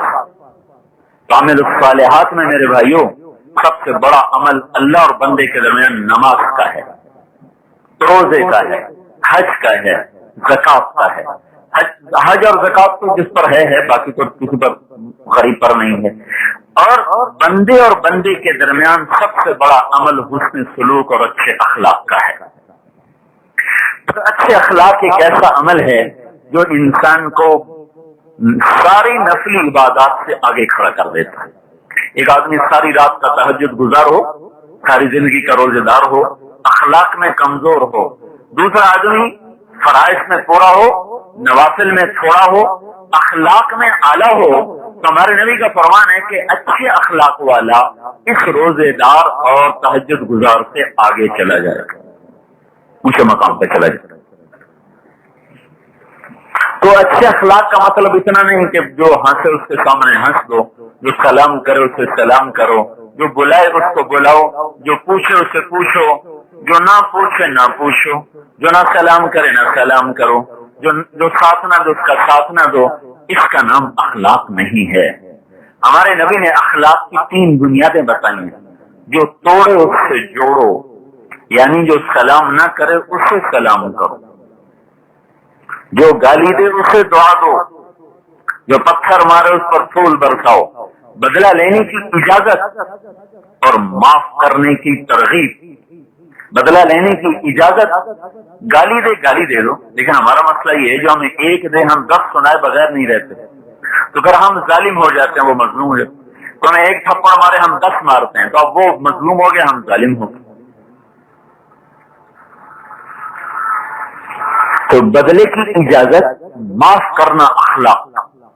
جب حضرت حمزہ رضی اللہ تعالیٰ عنہ کو دیکھا آپ نے، ناک کٹا ہوا، کان کٹا ہوا، سینہ چیرا ہوا، جسم چاک کیا ہوا، اور ہندا کلیجہ نکال کے چبایا، پھر وہ نگل نہ سکی تو باہر پھینک دیا. تو جب آپ نے آ کر دیکھا تو آپ نے فرمایا اگر تیرے عزیز و اقارب یعنی اپنی پھوپھی کا خیال نہ ہوتا تو میں تجھے یوں ہی چھوڑ دیتا، تجھے دفن نہ کرتا، اور تو قیامت کے دن جانوروں کے پیٹوں سے اٹھایا جاتا. اور پھر آپ کو بتایا گیا کہ یوں کلیجہ چبایا گیا. آپ نے فرمایا اگر اس کے اندر چلا جاتا تو جہنم اس پہ حرام ہو جاتی. حمزہ وہ ہستی ہے جس کے جسم کا کوئی حصہ بھی کسی کے اندر چلا جائے تو اس کی برکت سے وہ سارا جہنم سے آزاد ہو جائے گا. 8 ہجری میں حضرت ہندا کو اللہ نے ایمان کی دولت بخشی، مسلمان ہوئی. جو خون کے چند قطرے کلیجے کے چبائے ہوئے اندر گئے وہی ایمان کا ذریعہ بن گئے، وہی اسلام کی شمع جلا اٹھا. تو پھر آپ نے فرمایا تیرے بدلے میں 70 کا یہ حال کروں گا، تیرے بدلے میں 70 کافروں کو اس طرح کروں گا. اور آپ ایسا روئے کہ کبھی ایسا نہیں روئے جس سے حمزہ کی میت کو دیکھ کر آپ روئے ہیں. اس دردناک موقع پر اللہ تعالیٰ نے جبریل کو اتارا کہ جاؤ میرے نبی کو کہو زیادہ غم نہ کریں. میں نے اوپر لکھ دیا ہے عرش پر حمزہ تو اسد اللہ و اسد رسولہ، حمزہ اللہ اس کے رسول کا شیر ہے. اور آپ نے کہا سید الشہداء حمزہ، حابیل پہلا شہید ہے دنیا کا، حابیل پہلا شہید. حابیل سے لے کر آخری شہید تک جتنے بھی دنیا میں شہید آئیں گے سب کا جھنڈا حضرت حمزہ کے ہاتھ میں ہوگا قیامت کے دن. سید الشہداء حمزہ. تو جب آپ نے کہا 70 کو قتل کروں گا اس طرح تیرے بدلے میں، تو اللہ نے آیت اتاری فَإِنْ عَاقَبْتُمْ فَعَاقِبُوا بِمِثْلِ مَا عُوقِبْتُمْ بِهِ وَلَئِنْ صَبَرْتُمْ لَهُوَ خَيْرٌ لَكُمْ۔ اگر تم نے بدلہ لینا ہے تو اتنا لو جتنا تم پہ زیادتی ہوئی ہے، اور اگر صبر کرو گے تو بڑی اچھی بات ہے۔ تو ہمارے نبی نے کہا بل نصبر یا رب، اے میرے رب ہم صبر کریں گے، ہم بدلہ بھی نہیں دیتے، ہم برابر کا بدلہ بھی نہیں لیتے۔ جب آپ بتا رہے ہیں کہ میری منشا صبر کرنا اور معاف کرنا ہے، تو یا اللہ ہم برابر کا بدلہ بھی نہیں لیتے، ہم صبر کریں گے، ہم معاف کریں گے۔ لہذا جب حضرت حمزہ کا قاتل وحشی جب آپ کے دربار میں آیا تو آپ ایسے اپنے دھیان میں کہیں بیٹھے ہوئے تھے، تو اس نے ایسے منہ چھپایا ہوا تھا، منہ چھپایا ہوا، آتے ہی آپ کے سامنے چہرے سے کپڑا ہٹایا اور کہنے لگا اشہد ان لا الہ الا اللہ وانک رسول اللہ۔ آپ کیوں ہوئے، کیوں ہوئے؟ تو صحابہ اٹھے کہ یا رسول اللہ یہی ہے وحشی، یہی ہے وحشی خطا کا قاتل، اجازت ہم اس کی گردن اڑا دیں؟ وہ تو کلمہ پڑھ چکے تھے۔ تو آپ نے کہا پیچھے ہٹو، ایک آدمی کا کلمہ پڑھ لینا مجھے 1000 کافروں کو قتل کرنے سے زیادہ پسند ہے۔ پھر آپ نے اس کو ایسے دیکھا، پھر کہا تو وحشی ہے، ایسے انگلی کی، تو وحشی ہے، بیٹھو، سامنے بیٹھایا۔ کہنے کہ میرا چچا تو ایسا شیر تھا، تیرے ہاتھوں قتل کیسے ہوا؟ مجھے آج کہانی تو سناؤ۔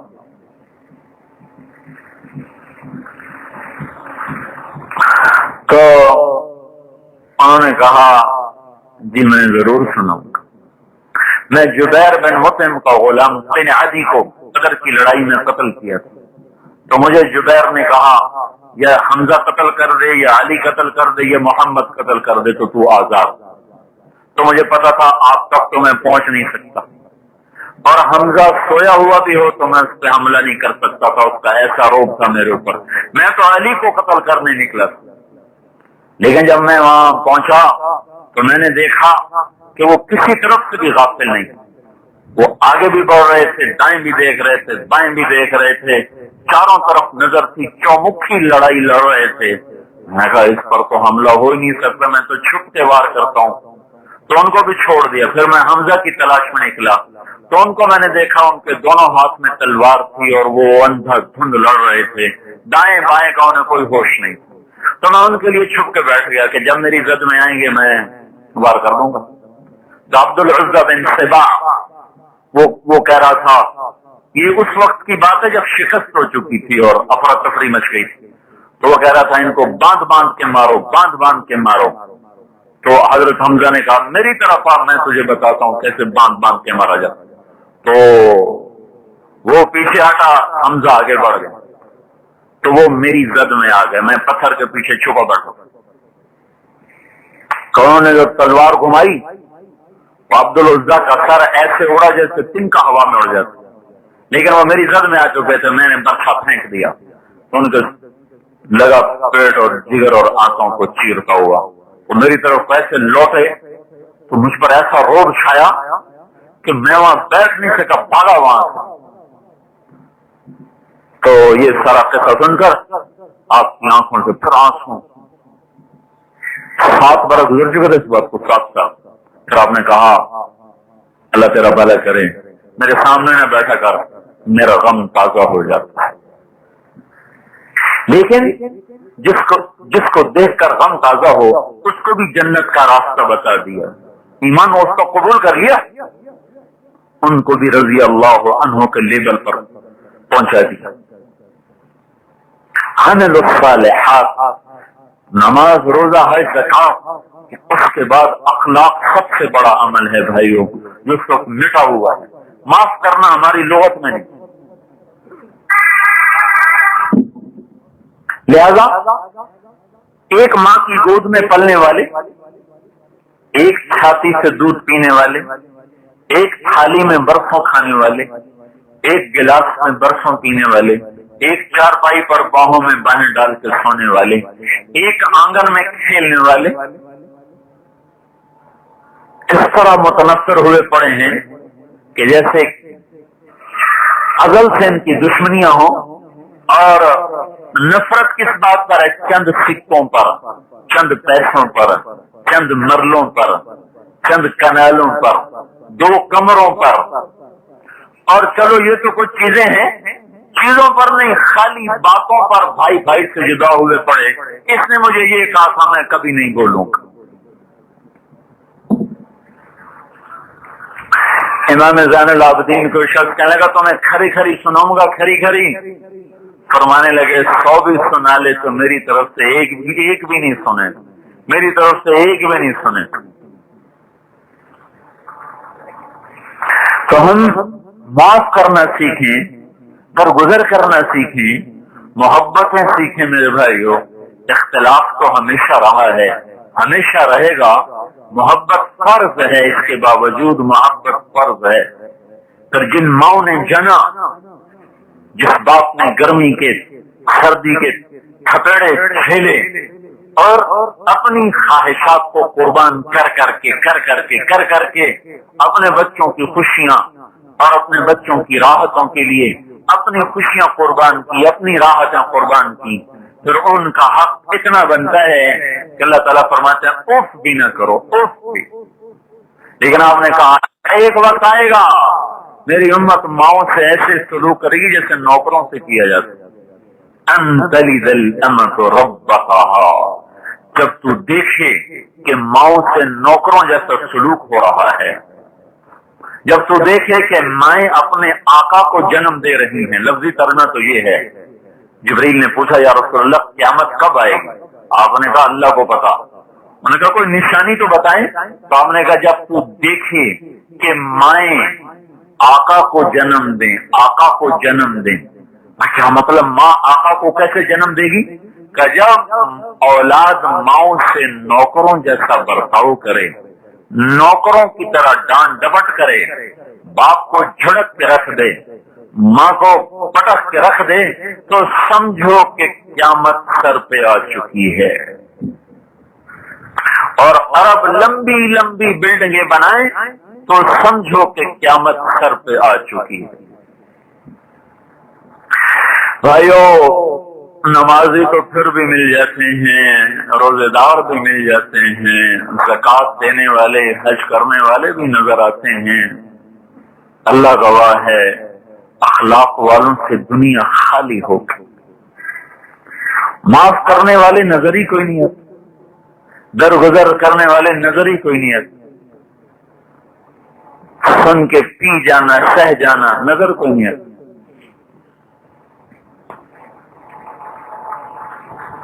तो भाइयों, हमारे नबी ने कहा जिसकी सुबह शाम ऐसे होगी तो उसका दिल मुसलमानों से साफ होगा तो वो मेरे साथ जन्नत में जाएगा, मेरे साथ। तो इस दिल को मुसलमानों से साफ करो भाई। अल्लाह के नबी ने तो मुनाफिकों से जिंदगी निभा दी। अब्दुल्लाह बिन उबई का जनाजा पढ़ दिया और उमर सामने खड़े हो गए, या रसूलल्लाह आप किसका जनाजा पढ़ा रहे हैं? आपको पता नहीं है कौन है? आप मुस्कुरा रहे। हज़रत उमर कह रहे आप मुस्कुरा रहे। आपने कहा उमर, मेरे अल्लाह ने भी रोका नहीं, मैं पढ़ता हूँ शायद बख्शिश हो जाए। सारी जिंदगी जिसने दुख देने में हद कर, नहीं मैं पढ़ता हूँ। अब हम तो मुसलमानों को काफिर बनाने के चक्कर में पड़े और आप मुनाफिक का भी जनाजा पढ़ रहे हैं शायद बख्शिश हो जाए। हालांकि मुनाफिक दोज़ख का सबसे आखिरी हिस्से, सबसे ऊपर जहन्नुम, फिर हुतमा, फिर लज़ा, फिर सईर, फिर सक़र, फिर जहीम, फिर हाविया। सबसे ऊपर मुसलमान है, नाफरमान मुसलमान, नमाजें छोड़ते मर गए, शराब पीते मर गए, सूद खाते मर गए, जिना करते मर गए, जुआ खेलते मर गए, गाने सुनते मर गए, माँ बाप की नाफरमानी करते मर गए।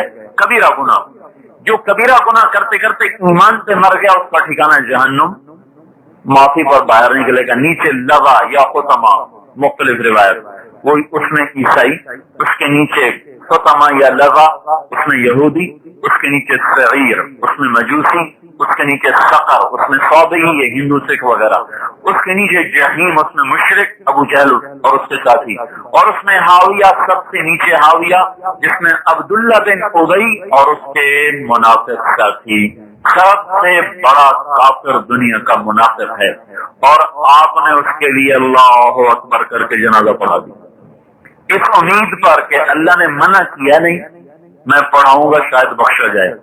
پھر جب جنازہ لے چلے، آپ ذرا پیچھے پیچھے دیر سے آئے تو اس کو قبر میں ڈال چکے تھے، آپ نے کہا باہر نکالو، اس کو باہر نکالا، قبر سے باہر نکالا، آپ نے سب کے سامنے اپنا لعاب مبارک نکال کر اس کے منہ میں ڈالا، شاید اس کی بخشش ہو جائے۔ عبداللہ بن ابی کی قوم جو نبوت کے دلائل دیکھ کر، کھلی نشانیاں دیکھ کر، بدر کے مارکے دیکھ کر، احد کی فتح دیکھ کر اور حنین کی فتح دیکھ کر، تبوک کی فتح دیکھ کر جو قوم مسلمان نہ ہوئی، اس اخلاق کو دیکھ کر اسی موقع پر 1000 خزرج کے منافق لوگوں نے کلمہ پڑھا۔ 1000 کا اتنا بڑا جگر نبی کا ہی ہو سکتا ہے، اور کسی کا نہیں ہو سکتا۔ تو ہم تو سگے بھائی کو معاف کرنے کو تیار، ماں کو معاف کرنے کو تیار، بیوی کو معاف کرنے کو تیار،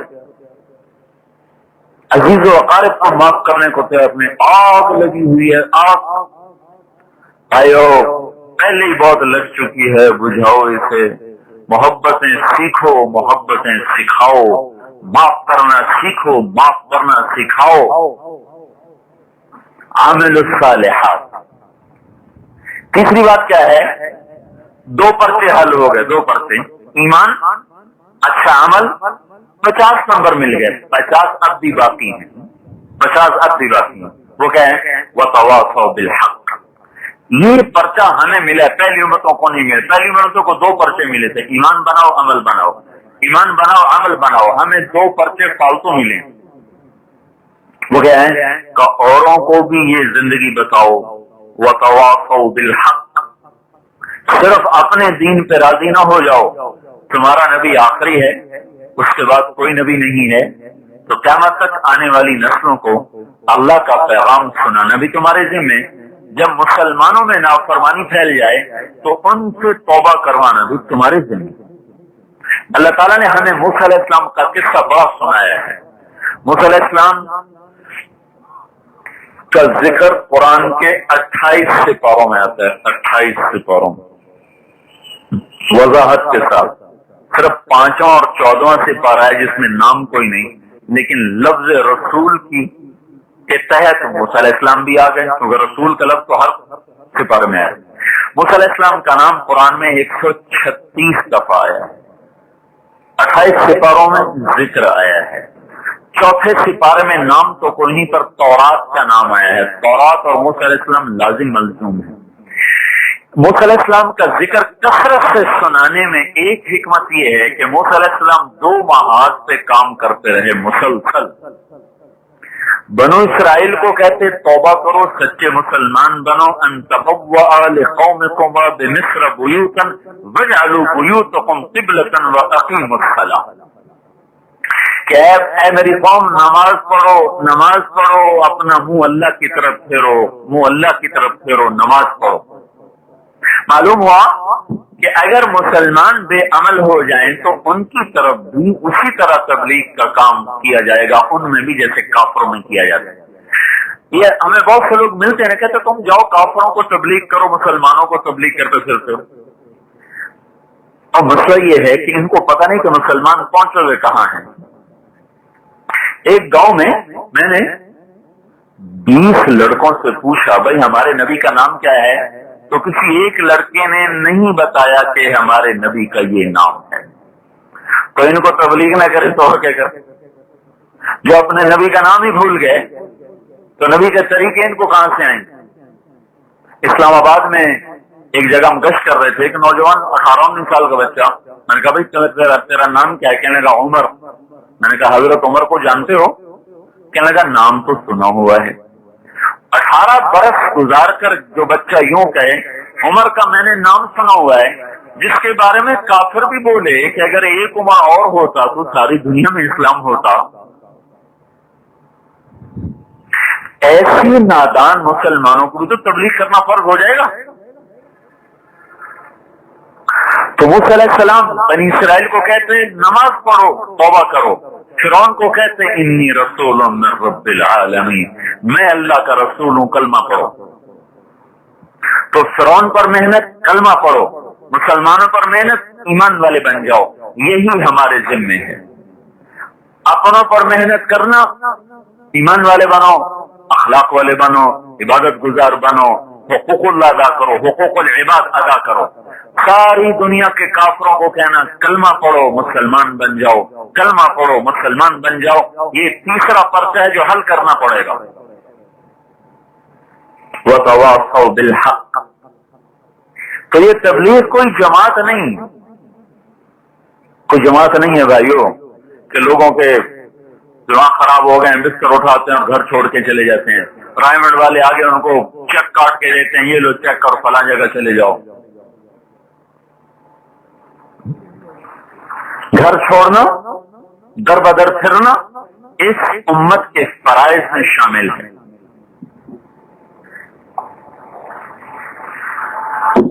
اس لیے ہمارا سال جو شروع ہوتا ہے ہجرت، یہ بھائی کون سی ہجری ہے، کون سی ہجری؟ 1423 ہجری. آپ نے دیکھا نہیں ہاں کا ڈنڈا بنا ہوتا ہے. ہجرت ہجرت ہر سال ہجرت، گھر چھوڑنا گھر چھوڑنا گھر چھوڑنا. ابو موسیٰ اشعری رضی اللہ تعالیٰ عنہ گورنر تھے عراق میں، بصرہ کے. انہوں نے حضرت عمر سے کہا ایرانیوں کا کیلنڈر بھی ہے، عیسائیوں کا کیلنڈر بھی ہے، ہمارا بھی کوئی کیلنڈر بنائیں تاکہ ہمیں پتہ چلے یہ حکم کب نافذ ہوا، کب جا کے ختم ہوگا. ہمارا کیلنڈر ہی کوئی نہیں. تو آپ نے سارے صحابہ کو جمع کیا، کہا بھائی اب ہمیں ہمارا کیلنڈر ہونا چاہیے. تو کہاں سے ہم اپنی ابتدا کریں؟ تو ایک رائے آئی کہ میلاد النبی سے شروع کریں. میلاد النبی یوم پیدائش سے ہمارا کیلنڈر شروع ہونا چاہیے، عظیم الشان دن ہے. ایک رائے آئی بدر کے دن سے شروع ہونا چاہیے ہمارا کیلنڈر، اللہ نے ہمیں فتح عظیم عطا فرمائی. ایک رائے آئی فتح مکہ سے ہمارا کیلنڈر شروع ہونا چاہیے. 22 رمضان المبارک یا 18 رمضان المبارک ہمیں فتح عظیم ہوئی 22 کو حل میں. حضرت علی رضی اللہ تعالیٰ سب یہی کہہ رہے تھے. کسی نے کہا میلاد النبی، کسی نے کہا یوم بدر، کسی نے کہا فتح مکہ. حضرت علی خاموش رہے. تو آپ نے حضرت عمر نے کہا ابو الحسن آپ کی کیا رائے ہے؟ تو انہوں نے ارشاد فرمایا ہجرت سے شروع کیا جائے. ہجرت سے. ہجرت ہماری تاریخ کا کوئی عظیم الشان واقعہ نہیں ہے دیکھنے میں. ہجرت ہماری تاریخ کا عظیم الشان واقعہ نہیں ہے. عظیم الشان واقعہ میلاد النبی ہے. عظیم الشان واقعہ فتح بدر ہے. عظیم الشان واقعہ فتح مکہ ہے. ہجرت کیا ہے؟ ہمارا نبی 27 سفر کو جمعے کی رات چھپتا چھپاتا یار غار ابو بکر کو لے کر نکلتا ہے. بلکہ اس میں رہبر بھی ابو بکر بنتے ہیں کیونکہ اس غار کا حضور کو نہیں پتا تھا، ابو بکر کو پتا تھا. ان کا یا رسول اللہ ہجرت کے دن کے لیے میں نے ایک جگہ چھپا کے رکھی ہوئی ہے، وہاں چھپیں گے، جب ہماری تلاش ختم ہو جائے گی پھر ہم چلیں. تو ادھر مدینہ ادھر غار ثور، یہ مدینے کا راستہ، یہ غار ثور کا بالکل الٹ. مکے سے 4 میل دور پہاڑوں سے گزار اندھیری رات میں جب آپ پہاڑ پر پہنچے آپ سارے راستے پنجوں کے بل چلتے گئے، پنجوں کے بل، تاکہ پاؤں کے نشان نہ پڑے. تو پنجوں کے بل چلتے چلتے انگلیاں ساری زخمی ہوں. جب پہاڑ پہ چڑھنے کا وقت ہے تو آپ کی انگلیاں اتنی زخمی ہو چکی تھی کہ آپ سے چڑھا نہیں جا رہا تھا. تو ابوبکر صدیق رضی اللہ تعالیٰ نے کندھے پر بٹھایا اور سارا پہاڑ طے کیا، اوپر لے گئے. تو چھپ کے بھاگنا کوئی ہمارے لیے عظیم الشان واقعہ ہے؟ یہ کوئی ہماری تاریخ کا سنہری باب نظر آتا ہے کہ ہمارے نبی چند ہزار سے اپنی جان بچا کے جا رہے ہیں اور حضرت علی کو لٹا دیا وہاں اور خود نکل گئے. اور ابو بکر صدیق نے کہا یا رسول اللہ آپ باہر بیٹھیں میں اندر غار صاف کرتا ہوں. اندر گئے, سارا غار صاف کیا, سوراخوں کو اپنی پگڑی پھاڑ کے بند کیا, پھر بھی سوراخ باقی رہ گیا تو کرتا اتار دیا, پھر پھاڑ کے بند کیا, ایک سوراخ باقی رہ گیا اس کے اوپر آپ نے اپنا پاؤں رکھ دیا. کہ یا رسول اللہ آپ اندر آ جائیں. اندھیرے میں پتہ نہیں چلا, وہ پہلے یوں داخل ہوتے, پھر ایک یوں اونچائی ہے, ایک چٹان بنی ہوئی ہے, چٹان کے اوپر پھر چھت ہے, تو یوں نیچے پھر اوپر, تو وہ جو اوپر والی جگہ تھی جہاں بیٹھنے کے لیے جگہ بنائی. تو جب آپ اندر آئے تو اندھیرا در اندھیرا, آپ کو پتہ نہیں چلا نہ پگڑی نہ کرتا. جب تھوڑا سا سورج نے اپنی نقاب کشائی کی تو پھر آپ نے دیکھا نہ کرتا نہ پگڑی. ہم نے کہا ابو بکر پگڑی کرتا کہاں گیا؟ کہ یا رسول اللہ یہ سارے سوراخ تھے, مجھے ڈر لگا کوئی چیز نقصان نہ پہنچائے, میں نے ان کو پھاڑ پھوڑ کے بند کر دیا ہے. تو اس پر آپ کی آنکھوں میں آنسو آ گئے. آپ نے کہا اللہ میں ابو بکر سے راضی ہوں, تو بھی اس سے راضی ہو جا اور جنت میں اسے میرا ساتھی بنا دے.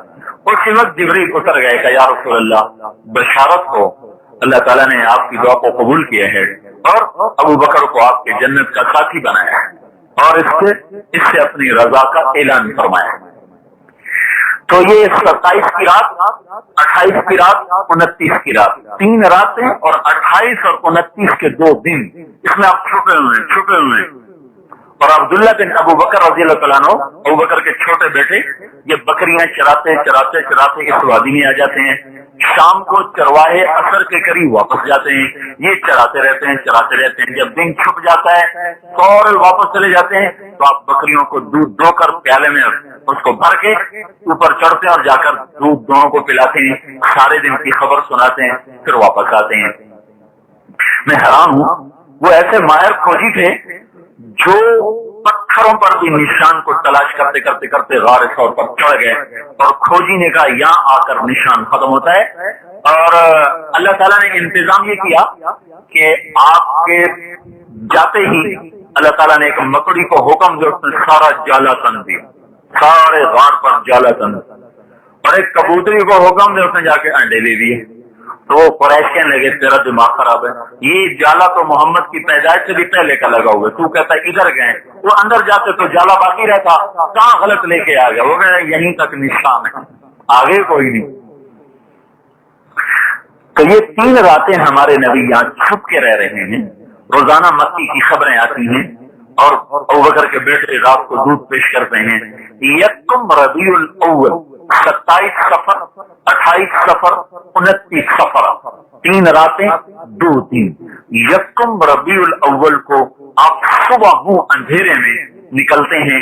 ایک راہبر عبداللہ بن العریقت اس کا نام تھا, اس کو لے کر آپ لمبا راستہ اختیار کرتے ہیں جدھر کو کوئی نہ جاتا ہے نہ وہ مدینے کا راستہ نظر آتا ہے. کچھ 30 مقامات ہیں جن پر سے آپ گزرتے ہوئے آخر میں 8 ربیع الاول کو آپ مدینہ منورہ پہنچتے ہیں.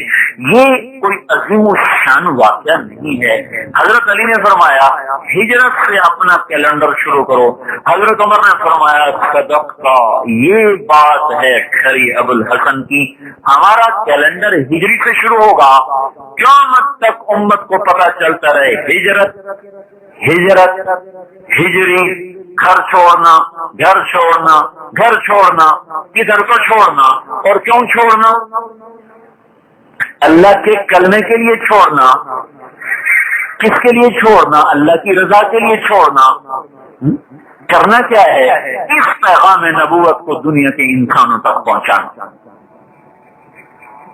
تو بھائی ہم تو ہجرت والے. تیسرا پرچہ پاس کرنا پڑے گا, نہیں تو نمبر آدھے کٹ جائیں گے, آدھے نمبر کٹ جائیں گے. وَتَوَاصَوْا بِالْحَقِّ, یہ تبلیغی جماعت کا مطالبہ نہیں ہے, یہ اللہ کا مطالبہ ہے. آخری نبی کی آخری امت پہنچاؤ میرا پیغام دنیا کے آخری انسان تک. تو ہم یہ بات کہہ رہے ہیں. اب جو آدمی گھر چھوڑے گا تکلیف تو ہوگی, جو آدمی بھی بچے چھوڑے گا تکلیف تو ہوگی, اپنے آرام کو چھوڑے گا تکلیف تو ہوگی. ہجرت کوئی آسان چیز, ابو نواس نے کہا تھا کل فادک حیث شئت من الہوا ما الحب الا للحبیب الاولی. کم منزل فی الارض یالفہ الفقا وحنینہ ابدا لاول منزلی، تا جہاں مرضی پھرو گھر کی محبت ایسی ہے جو کبھی بھی دل سے نہیں نکلتی، جو کبھی بھی دل سے نہیں نکلتی۔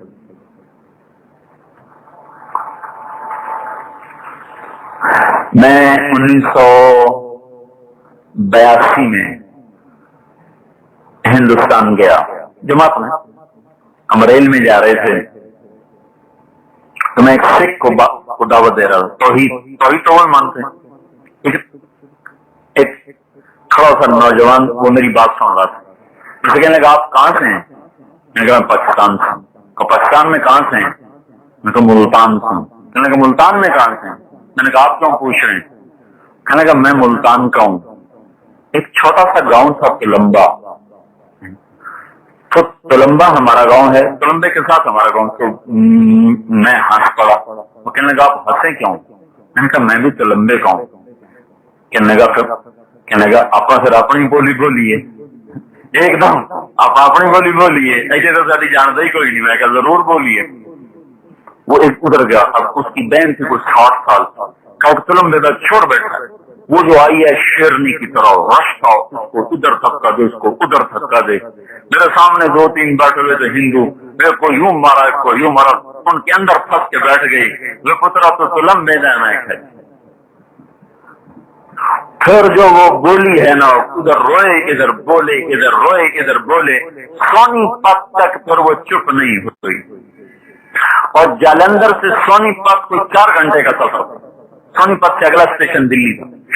تو ہمارے تلمبے کے سارے ہندو اٹھ کر سونی پت گئے اور سونی پت کے سارے مسلمان اٹھ کر تلمبے میں آئے۔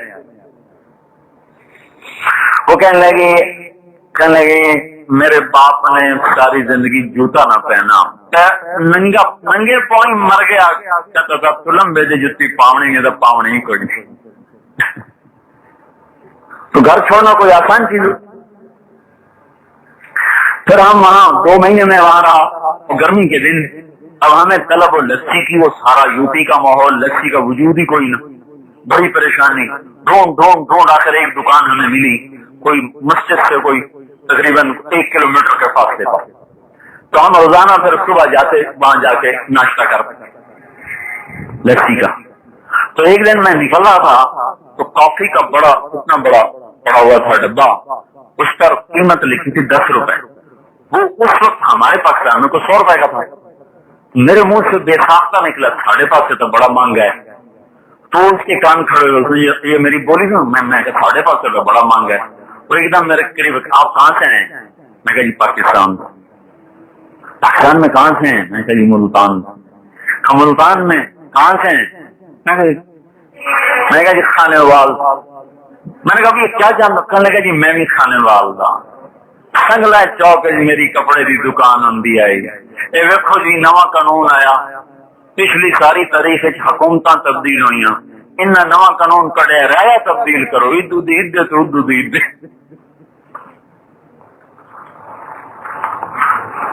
تو پھر وہ اتنا ہمارا اکرام کرتا تھا جیسے ہم اس کے گھر کے مہمان آ گئے۔